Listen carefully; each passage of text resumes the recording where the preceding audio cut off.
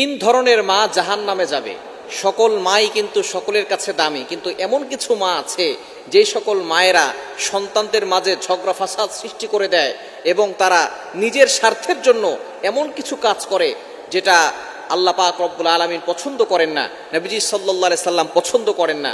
এমন কিছু মাও আমাদের সমাজে আছে যেই সকল মায়েরা সন্তানদের উপরে এমন কিছু কাজ করে যার কারণে সন্তানের ভবিষ্যৎ নষ্ট হয়ে যায়। সুতরাং এ বিষয়ে আমাদেরকে অবশ্যই সতর্ক থাকতে হবে। মা সকলের কাছেই দামি, মায়ের পায়ে নিচে আল্লাহ তাআলা সন্তানের বেহেশত রেখেছেন, এটা নবীজি সাল্লাল্লাহু আলাইহি সাল্লাম নিজে বলে দিয়েছেন। কিন্তু কিছু মা এমন রয়েছে যে সকল মায়েরা সন্তানদের ভালো চায় না, অথচ আপনার প্রতিবেশী যারা আছে, আপনার কাছের লোক যারা আছে, সকলের কল্যাণ কামনা করতে হবে। তবে তিন ধরনের মা, এক নাম্বার হচ্ছে যেই সকল মায়েরা নিজের স্বার্থের জন্য ছেলে অথবা মেয়ের সংসার নষ্ট করে দেয়। বর্তমানে অনেক মা আছে মেয়েকে কুপরামর্শ দিয়ে স্বামীর থেকে সংসার নষ্ট করে দিয়ে স্বামীর থেকে বিচ্ছিন্ন করে দেয়, স্বামীর থেকে আলাদা করে দেয়। এই সকল মায়েরা অবশ্যই জাহান্নামে যাবে, কেননা তারা একটা সংসার নষ্ট করে দিয়েছে। স্বামী স্ত্রীর সম্পর্ক হচ্ছে মহব্বতের সম্পর্ক। অবশ্যই মা হচ্ছে সকলের চেয়ে দামি, তবে স্বামী স্ত্রীর সম্পর্ক হচ্ছে মহব্বতের সম্পর্ক। শয়তান এই স্বামী স্ত্রীর সম্পর্ক বিচ্ছিন্ন করতে সবচেয়ে বেশি খুশি হয় যখন স্বামী স্ত্রীর সম্পর্ক বিচ্ছিন্ন হয়ে যায়। অনেক মায়ের কুপরামর্শের কারণে তার মেয়েটা তার স্বামীর থেকে আলাদা হয়ে যায়। যেই মা নিজের স্বার্থের জন্য তার ছেলে অথবা মেয়ের সংসার নষ্ট করে দেয়, সেই মা অবশ্যই গুনাহগার হবে। এজন্য এই সকল কাজ থেকে আমাদেরকে দূরে সরে আসতে হবে। এবং দ্বিতীয় নাম্বার হচ্ছে যেই মা সন্তানদের ভিতরে ঝগড়া লাগিয়ে দেয়। বর্তমান সমাজে কিছু মা আছে তারা ভাইয়ের কথা বোনের কাছে বলে, বোনের কথা ভাইয়ের কাছে বলে, এরপরে ভাই বোনের ভিতরে তুমুল ঝগড়া লাগিয়ে দেয়। অথচ নবীজি সাল্লাল্লাহু আলাইহি ওয়াসাল্লাম জানিয়ে দিয়েছেন, সিলমান কতাক, তোমার সাথে সম্পর্ক ছিন্ন করেছে, সম্পর্ক জড়িয়ে দাও। কিন্তু কিছু মা এমন আছে যারা নিজের আপন সন্তানদের ভিতরে ঝগড়া লাগিয়ে দেয়। ভাইয়ের কথা বোনের কাছে বলে, নিজের সন্তানের কথা নিজের ছেলের কথা তার মেয়ের কাছে বলে, মেয়ের কথা তার ছেলের কাছে বলে, যার কারণে ভাই বোন বছরের পর বছর চলে যায়, তারা কথা বলে না। এই দুইজনের ভিতরে ঝগড়া লাগিয়ে দিয়েছে মা। সুতরাং এই সকল মা যারা একজন আরেকজনের ভিতরে ঝগড়া লাগিয়ে দেয় এবং ভাই বোনের মতো যে মধুর সম্পর্কটা নষ্ট করে দেয়, সেই সকল মারা অবশ্যই গুনাহগার হবে। এই সকল মা থেকে আমাদেরকে সাবধান হতে হবে। ভাই বোনের ভিতরে ঝগড়া লাগলে মায়ের কাজ হচ্ছে সে মিলিয়ে দিবে, কিন্তু যেই সকল মায়েরা আরো ঝগড়া লাগিয়ে দেয়, ঝগড়া আরো বড় করে দেয়, বছরের পর বছর চলে যায়, ভাই তার বোনকে একটা ফোন দেয় না, বোন তার ভাইয়ের খোঁজ খবর নেয় না।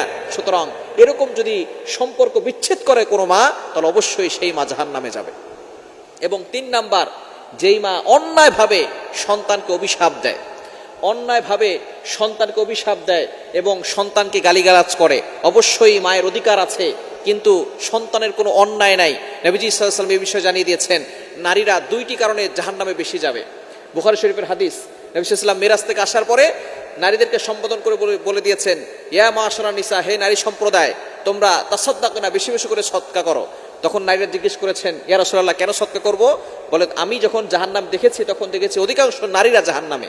তখন নারীরা জিজ্ঞেস করেছেন, কেন ইয়া রাসূলুল্লাহ? তখন তারা বলেছে, এক নাম্বার, তারা বেশি বেশি করে অভিশাপ দেয়। যে সকল নারীরা বেশি বেশি করে অভিশাপ দেয় তারা জাহান্নামে যাবে। নবী সাল্লাল্লাহু আলাইহি ওয়াসাল্লামের হাদিস, বুখারী শরীফের হাদিস।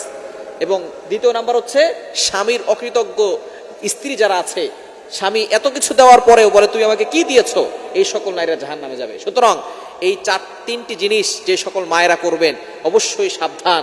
আপনার সন্তানের সংসার নষ্ট করবেন না, আপনার নিজের স্বার্থের জন্য তাদের সংসার নষ্ট করবেন না, তাদের জন্য দোয়া করবেন। এবং সন্তান যদি খারাপও হয়, তাদের জন্য কখনো বদদোয়া দিবেন না, তাদের জন্য দোয়া করবেন, কেননা মায়ের বদদোয়াও কবুল হয়ে যায়।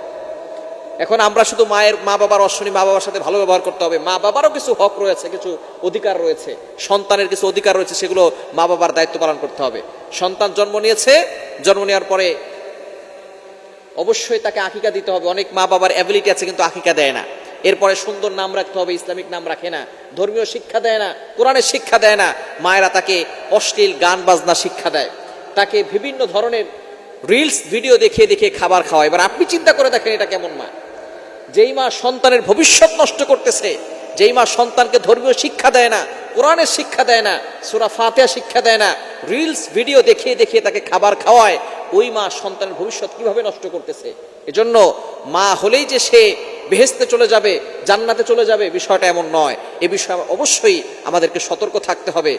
অনেকেই বলবে, হুজুর মায়ের ব্যাপারে এই ধরনের কথা বললেন। আসলে আমাদের প্রত্যেকটা জায়গা থেকে প্রত্যেককেই ভালো হতে হবে। যদি আমরা প্রত্যেকটা সেক্টরে, বাবার সেক্টর থেকে বাবা ভালো হয়, মায়ের সেক্টর থেকে মা ভালো হয়, বোন যেখানে আছে বোনের জায়গা থেকে ভালো হবে, ভাই ভাইয়ের জায়গা থেকে ভালো হবে, সন্তান তার জায়গা থেকে ভালো হবে, তাহলেই আমরা জান্নাতে যেতে পারবো এবং একসাথে পরিবার সহ জান্নাতে থাকতে পারবো ইনশাআল্লাহ।